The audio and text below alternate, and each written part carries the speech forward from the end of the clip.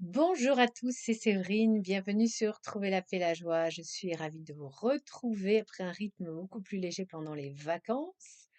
J'espère que vous avez écouté le podcast sur la Toussaint. C'est un très beau podcast pour nous donner des bonnes idées pour faire la fête. Une fête évidemment à la fois joyeuse mais recueillie, qu'on peut toujours faire d'ailleurs parce que bon, la Toussaint, c'était il n'y a pas longtemps. Donc, n'hésitez pas à l'écouter ce podcast puisque voilà, les grâces de la Toussaint perdurent, vous savez, comme souvent les fêtes, au-delà de la fête elle-même. Aujourd'hui, on va parler d'amour. J'ai été très inspirée par l'homélie justement du curé à la messe dimanche qui parlait du fait, voilà, il citait un philosophe danois ou suédois, je ne sais plus, Kierkegaard, qui a dit que en fait Dieu avait placé l'amour en nous quand il nous avait créés et que c'était à nous après d'apprendre à faire grandir cet amour tout au long de notre vie. Et ça m'a énormément parlé parce que le terme amour est souvent très mal compris. On pense aux sentiments amoureux ou le fait d'aimer ses enfants. Alors, quand l'amour finalement est évident, quand ça va de soi, quand on est poussé à aimer quelqu'un, mais en fait, l'amour que Dieu a mis en nous, en fait, c'est un amour qui est à l'image de l'amour que Dieu a pour nous, c'est-à-dire un amour inconditionnel. Voilà, Jésus a donné sa vie pour tous les êtres humains, passés, présents et à venir, sans exception, sans condition. C'est-à-dire que il est mort pour aussi des personnes qui sont a priori pas très aimables, pas très recommandables. Et ça veut dire que nous, c'est ça, cet amour que nous devons faire grandir en nous. Alors, comment doit-on faire? Eh bien, on va avancer ensemble point par point. Alors, évidemment, on va commencer par aimer nos proches, notre famille. Et c'est vrai que il peut se passer, par exemple, dans un couple, qu'au fil des années, eh bien, on n'a plus ce sentiment facile, amoureux, d'émerveillement du début, et qu'on sent l'amour qui diminue, voire même s'éteint. Eh bien, c'est là que notre foi en Dieu doit nous aider à faire renaître cet amour, puisque là, on se rend compte que l'amour, on l'a en nous. Dieu nous a donné un amour pour tout le monde. Et même si notre conjoint, eh bien, on n'a plus comme on dit, les petites palpitations, voilà, les papillons dans le ventre, eh bien, on doit quand même l'aimer parce qu'après tout, on s'est engagé à aimer cette personne toute notre vie. Donc il ne faut pas qu'on se laisse aller. Il faut tout d'abord regarder notre conjoint comme quelqu'un, qu'on a choisi, voilà, on ne nous l'a pas imposé. Donc cette personne nous a plu à un moment et si maintenant elle nous plaît moins, eh bien, on va tout simplement essayer de l'aimer en la regardant comme, celle que Dieu a choisie pour nous, la créature que Dieu a choisie pour nous. On va aimer son âme et on va, voilà, demander à Dieu son aide pour vraiment toujours aimer et notre conjoint et peut-être qu'on va l'aimer d'ailleurs de manière plus sainte parce que ça va plus être simplement lié à cette attirance physique qu'il y a au début, mais on va l'aimer de manière beaucoup plus profonde. On va aimer son âme parce que voilà, cette personne, on a construit une famille avec elle et on a envie vraiment de qu'elle aille au paradis. On a envie d'y aller avec elle. Donc, on va tout faire pour mieux aimer cette personne, pour lui pardonner. Et puis peut-être que nous aussi, on a à se faire pardonner, qu'on n'a pas été toujours le meilleur des conjoints. Donc, on va demander vraiment à l'Esprit Saint de nous aider.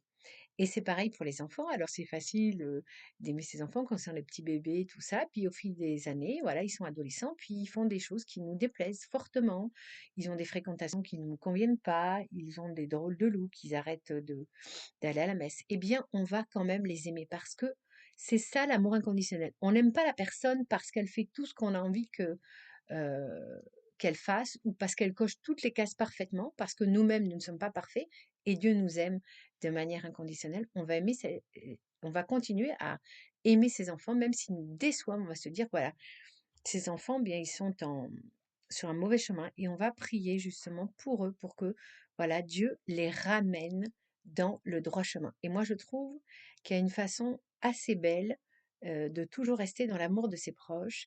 Eh bien, c'est de prier le chapelet. Vous savez, j'en ai beaucoup parlé sur cette chaîne, mais je crois qu'on n'en parlera jamais assez. Marie, c'est quelqu'un qui a toujours aimé tout le monde. Elle a aimé tout le monde, y compris ceux qui ont torturé son fils. Voilà, donc il n'y a pas de plus grande preuve d'amour. Elle aime tous les êtres humains, nous aime tous ses enfants. Alors on va, en fait, en priant le chapelet, eh bien, on va développer en nous cet amour inconditionnel, non seulement pour notre famille, mais pour ceux qui ne font pas partie de notre famille. et avec qui on a pu avoir maille à partir, que ça soit au travail, que ça soit en amitié ou que ça soit dans des querelles de voisinage. On va essayer d'aimer, voilà, de manière inconditionnelle. Et attention dans cette histoire d'amour, il y a des personnes qui se sont très très mal comportées avec nous, qui nous ont fait du mal, objectivement. Donc là, il ne s'agit pas de continuer à les fréquenter pour qu'elles nous fassent du mal. Non. Effectivement, il y a des personnes dont il va falloir s'éloigner, mais on va les aimer au sens qu'on va prier pour elles et on va souhaiter leur conversion. En fait, aimer quelqu'un, c'est souhaiter que cette personne rencontre Dieu, que cette personne fasse le bien. C'est ça, aimer la personne, avant tout. Voilà, j'espère que ce podcast vous aura inspiré. Et puis moi, je voulais un petit peu vous confier un petit peu mon mari, qui est dans une situation difficile parce que voilà, il est atteint d'un trouble neuropsychique qui n'a jamais été diagnostiqué. Il a toujours refusé de le faire et ce trouble l'a amené à faire des choses répréhensibles et maintenant il en paye les conséquences. Et alors on est vraiment inquiet parce que ça bouleverse toute la famille. Donc, je vais vous demander, voilà, de prier, de porter mon mari dans vos prières. Et voilà, on va porter aussi toutes les personnes, voilà, qui ont des troubles psychiques, neuropsychiques, qui leur font faire, voilà, des mauvaises choses, qui sont sur des mauvaises pentes, pour que vraiment la grâce du Seigneur puisse les toucher là où ils sont. Prions tous ensemble. Notre Père qui es aux cieux, que ton nom soit sanctifié, que ton règne vienne, que ta volonté soit faite sur la terre comme au ciel.